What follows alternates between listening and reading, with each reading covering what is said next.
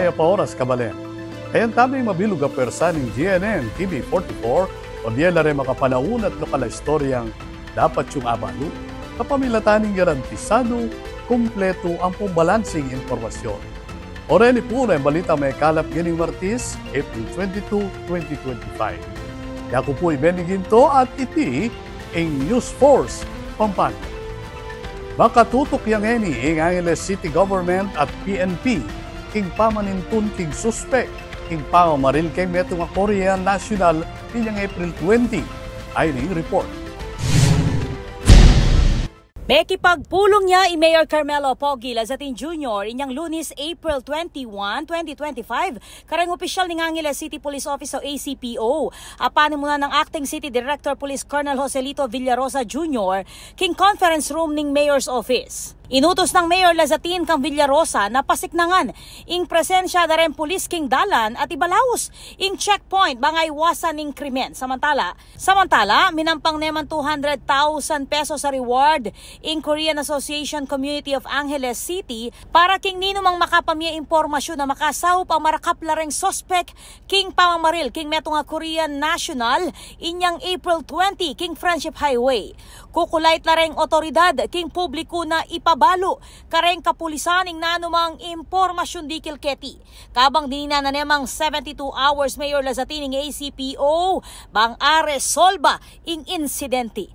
Ako po Patricia Mamangon para king News Force Pampanga. Balitang tutuking malen. Kumpiyansa ay Porac Mayoralty Candidate Attorney Charlie Santos na malulot ning Balen bang maging syudad ay nag-report ng Patricia Mamangon. Makasadya ning Porac bang maging syudad. Yan ang pasyag ng Attorney Charlie Santos, dating Vice Mayor ng Porac at ngayon ipapaintungula Alcalde king Balen. Manwalay ng abogado na malulot ni ing Porac bang maging city. King kayang interview king election serye 2025, sinabi ng Santos na kailangan na pasiknangan ng pamanagkat kapitalista bang pasulong ing Balen bilang investment hub bang lumawak pang lakwas ing oportunidad king obra para kareng residente.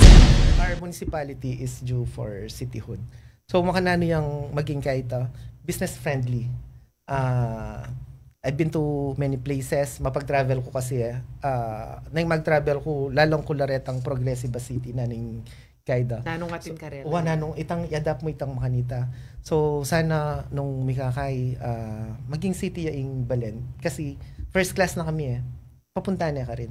So maging business friendly ka kareng investor datang makanyan. And of course, kapag ating maragula negosyanteng datang, alam purakin yung manakit kaya. Panandaman at panandaman yan yung purakin yung kapag ating maragula investors or businessman na tungod kembalen. Kinilala na mo naman ring meging takbang ning kaparang mayoral candidate ay re-electionist Mayor Jaime Jing Capil, partikular na ing pamamie burial benefits at aliwapang saw pinansyal kareng tao. Ing asabi ko mo platform. Anyang 2019 meging kay ko, meging party ko kay panimulada ring mga santing programa na pagpatupad na ning administrasyon niya ni. Administrasyon Mayor yes, Jing Capil. Ating kong idea, metong ko karetang kaya ben ang meg kay kareta. So even na makantini maning kay mi, I admire those platform. Yadap tala reta. Yadap ko lang mo in case na mi kay at i-enhance ko la pa. Dagdagan la pa nung pwede la pang dagdagan.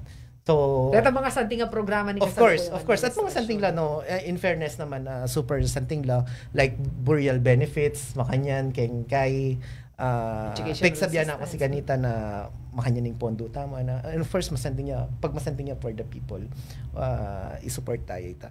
Agpang pakang Santos dapat atutukan ning pamagpasikan kareng educational institution ating benepisyo king teaching force nung mihalal kapag nasanang mamye insentibo kareng mipasar kareng board exam at bar exam. So nung mipalad ko gawa kong incentives kareng may papasala bar or board passers na tanggap lang masanting cash incentives para panimula para manto lang king obrada, di ba? At the same time magkay kong testimonial dinner karela para i-recognize detang mga galing kainan ng Balen Porac, di ba? Bakit na maging proud la ring Poraceñong mag-aral because we promote education talaga. Susulong namo na mga Attorney Santos, yung kapakanan dareng pamilya, dareng overseas Filipino workers o OFWs. Nano yung incentive sa abibiyana ng local government, ala akong akakit. So, sabi ko nung mipalad ko ako mga yan, at least detang makaya abroad, potang muli la, parangalan la, or kaya, or gawa kang programang hatid sundo para sa mga OFW. Anbawa, maka-Hong Kong yung meto nga kay, sa Luzon Airport, nalaman upang van, nalaman upang kay, at least, maging accessible ya ing munisipyo Karela. Itang, pagmaragul na ning munisipyo ring, magobrang bayaning OFW kayong kahit amo. Megsilbi ang Vice Alcalde King Porac Santos inyang 2019 hanggang 2022 at ngeni mayoralty candidate kasabalan king pwesto din Kapil at Mike Tapang. Ako po, Patricia Mamangon para King News Force Pampanga. Balitang tutuking Balen, susuyo. Kayagnaning selebrasyon ng Earth Day, ing pamagpasinaya ng Abakan Program. Pakibaluan niya iti king report ng Patricia Mamangon. Maranon deng selubong nan raing kabalena environmental advocates ibat king Balibago Water Works System Incorporated o BWSI ing Earth Day ngening April 22 kasabi ning pamaglunsad ning Angileños and BWSI Advocates Cleanup Action for Nature o Abakan Program aganapan kete king Maligaya Head Office ning BWSI king Barangay Pulong Maragul, Angeles City. Layo ning Abakan Program ing pasiknangan ning massive cleanup drive king kalikasan at king kailugan kapamilataning pamakisan metong king lokal na gobyerno, pribadong sektor at ring memalen. Meni muna king pirmahan ng Memorandum of Agreement para king Abakan Program ing BWSI at Metro Angeles Chamber of Commerce and Industry o MACSI. The environment is really important for Balibago Water Works. We're a water utility. So, of course, our basic resource of water is life, comes from the environment. So, as we know, with climate change, we're facing water shortage, water scarcity. It's time for us to really preserve the environment and be able to replenish our watersheds so that we have water for future generations. Reng negosyante king syudad, seryoso, king pamagmasabal, king pamanyese, king kalikasan. And this is what we've announced during our first GMA, during the March 29. We're not the voice of the businessman, but of course we care for our Mother Earth, no? And exactly for this year, our theme, our focus, our vision is about saving Mother Earth. Ingabakan Program, suportado ning City Environment and Natural Resources Office o Senro ning Angeles City Government at Araw ACI o Abakan River and Angeles Watershed Advocacy Council Incorporated. Actually, napaka-importante talaga yung usapin paglilinis. Ano?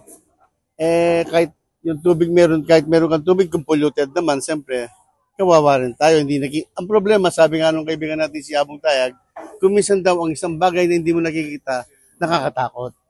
Di ba? Tulad ng mga mikrobyo nasa tubig, hindi mo nakikita, akala mo malinaw yung tubig. Pero marami pala. Di ba? Kaya talagang dapat maglinis tayo. Kaya rin yung mawasigning, merapat, ing aktual na cleanup drive, king Abakan Riverbed. Ako po, Patricia Mamangon para King News Force Pampanga. Balitang tutuking Balen, susuyo. Atin pa mga paling balita, king pamagbalik ning News Force Pampanga.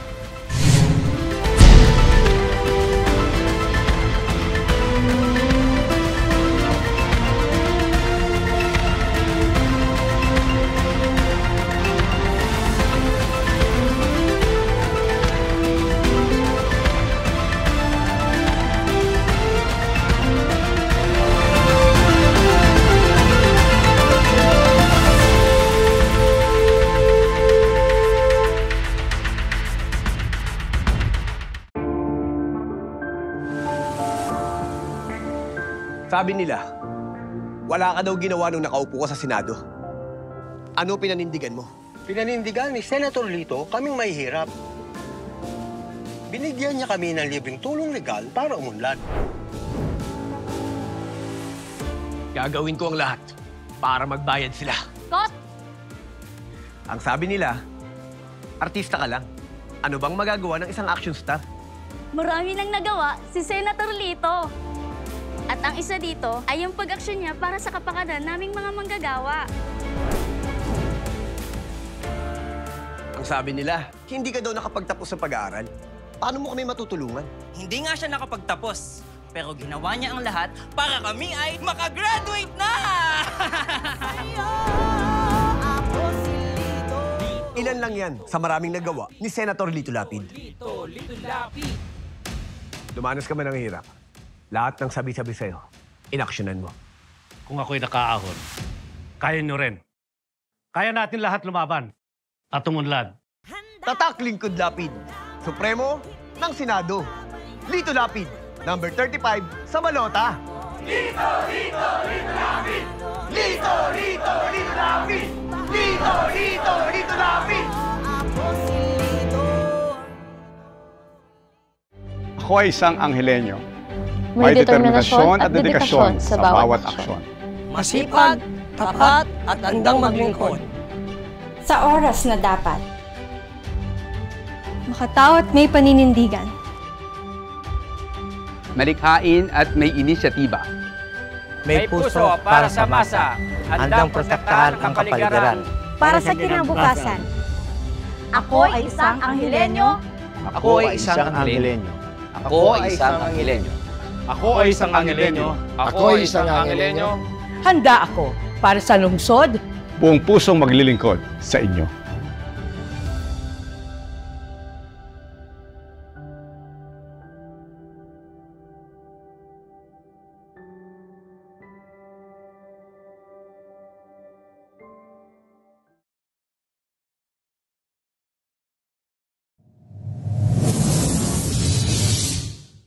Panandamaning El Nino.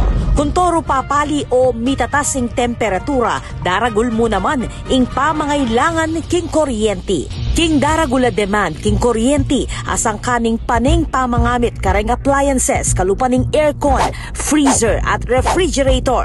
Asahan tamo naman na siguradong tuki ing kimot ning presyo ning kuryente amani batan king wholesale electricity spot market. Inya naman papaganakan ing Sfelapco kareng hanggang consumers ing paniguradong pamagbayo ning konsumo at presyo ning kuryente balang kilowatt hour. Manatiling makayantabe king kaya kaming Facebook page para kareng latest advisory. Beto nga paganaka, ibat king Sfelapco.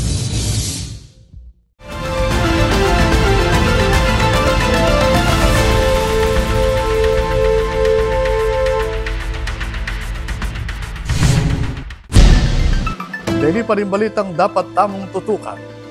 Opisyal neng binukulat king Clark Media Center para karin talapamalita king Central Luzon apeni muna ng CDC. Ay ni-report ng Patricia Mamang. Formal neng binuklat ng Clark Development Corporation o CDC in Clark Media Center inyang Lunes, April 21 kasan metong ing kapampangan ni Media Incorporated o KAMI at Central Luzon Media Association o CLMA Pampanga Chapter. Ing bayong pasilidad ang makadaton king Clark Freeport Zone, kumpleto ya king conference area, waiting room, atlong opisina, pantry at kitchen at atlong comfort rooms. Adinisenyo para kareng talapamalita. Pwede muna ng CDC President at CEO Attorney Agnes VST de Varadera ing inaugurasyon ng nukarin pepasyag na niting ulaga ng Media Center bilang lugar para kareng reporters at media practitioners. This is how we should be working. And see, look at what we have. It is even better than my office. And for every room, there is a CR. O yan. Tumataas ng kilay ni Soray. Kasi ang mga rooms namin, walang CR. Sorry Hindi pa natapos. So, but we want to give what we can to the best of our ability because we think that this partnership between CDC and the media sector will have to be strengthened. Well, and it is reflected in the edifice that we have. Edifice na tawag ko. You know, this is better than choosing somewhere along the parade grounds because there is vulnerability to be there. Tinagon mo naman ting okasyon dina CDC Vice President for Administration and Finance Jose Miguel de la Rosa, Vice President for Engineering Services Terry Chotuico, at Vice President for Security Services General Lina Sarmiento. May silbing tubod naman king media dina CLMA Pampanga President Mark Sison, Chairman Boy Santiago, Chairman Emeritus Bong Lacson, CLMA Regional President Deng Pangilinan at Rick Sapno ning kami. Ako po, Patricia Mamangon para King News Force Pampanga. Balitang tutuking Balen.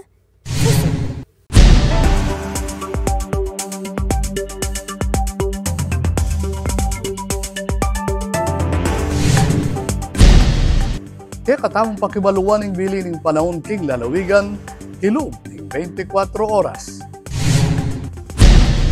Mamapekto pa mo rin ng malisangan at mapaling panahon king maraguladake ning bansa pauli ning easterlies o yung mapaling angin manibatan king dagat Pasipiko.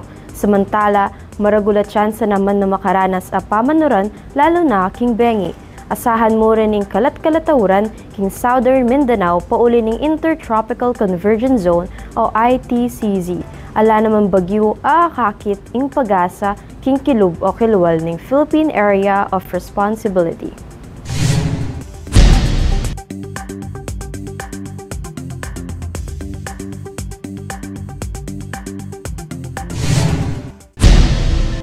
Kabalen maging parti kaking pamagbalita ketiking News Force Pampanga.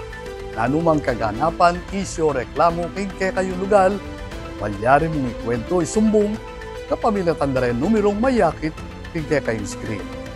Malyari mo namang mag-post, karing kaming social media accounts.